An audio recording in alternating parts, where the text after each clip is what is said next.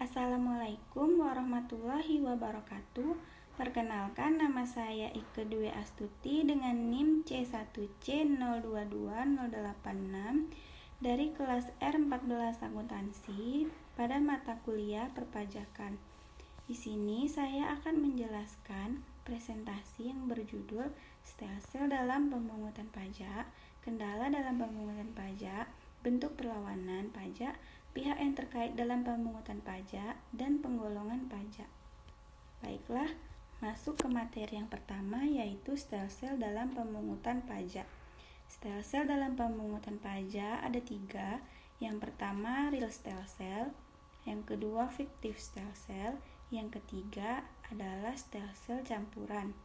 Yang pertama, real stelsel, yaitu pengenaan pajak yang berdasarkan objek atau penghasilan yang sesungguhnya yang diperoleh oleh wajib pajak. Pajak yang menggunakan real stelsel ini artinya menggunakan cara pengenaan pajak yang dikenakan terhadap objek pajak yang senyatanya berdasarkan data dan fakta yang ada pada surat pendaftaran objek pajak dalam tahun pajak. Yang kedua, fiktif stelsel, yaitu pemungutan pajak yang didasarkan pada suatu anggapan atau asumsi. Anggapan ini didasarkan atas jumlah pajak yang dibayar pada tahun sebelumnya oleh wajib pajak, sehingga diharapkan tidak terjadi kekeliruan yang signifikan antara jumlah pajak yang dibayar dengan jumlah pajak yang sebenarnya atau senyatanya. Yang ketiga, ada stelsel campuran, yaitu pengenaan pajak yang didasarkan pada fiktif stelsel dan real stelsel. Stelsel campuran menentukan besarnya jumlah pajak yang harus dibayar oleh wajib pajak dengan anggapan terlebih dahulu, kemudian di akhir menggunakan data yang senyatanya atau sebaliknya. Masuk ke dalam kendala dalam pemungutan pajak. Yang pertama, kurangnya sosialisasi dari pemerintah kepada masyarakat sebagai wajib pajak mengenai pentingnya membayar pajak, manfaat membayar pajak, dan sanksi yang akan diterima apabila wajib pajak melalaikan kewajibannya. Yang kedua, kurangnya kesadaran masyarakat sebagai wajib pajak untuk membayar pajak ke negara dengan persepsi percuma membayar pajak dengan tertib karena pada akhirnya akan digunakan secara boros dan tidak tepat sasaran, bahkan akan dikorupsi oleh sebagian dari pegawai pajak. Yang ketiga, peraturan pelaksanaan undang-undang sering tidak konsisten dengan undang-undang.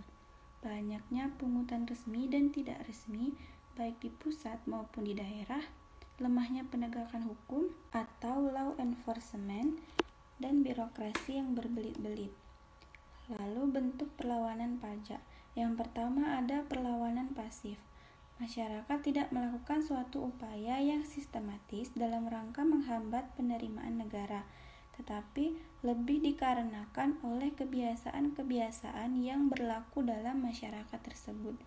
Misalnya, kebiasaan masyarakat desa yang menyimpan uang di rumah atau dibelikan emas. Bukanlah mereka yang menghindari pajak penghasilan dari bunga, tetapi karena belum terbiasa dengan perbankan. Yang kedua ada perlawanan aktif. Perlawanan aktif yaitu serangkaian usaha yang dilakukan oleh wajib pajak untuk tidak membayar pajak atau mengurangi pajak yang seharusnya dibayar.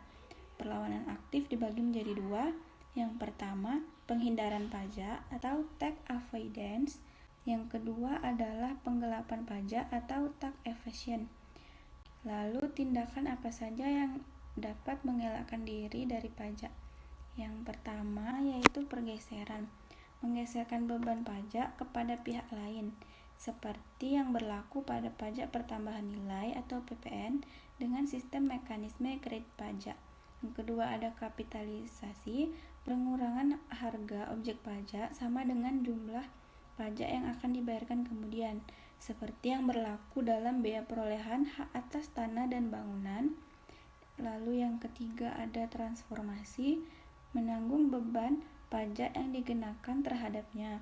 Penghindaran ini lebih dikenal dengan mekanisme transfer pricing, di mana harga jual diturunkan sesuai dengan kepentingannya sehingga pajak yang dibayar pembeli menjadi lebih kecil.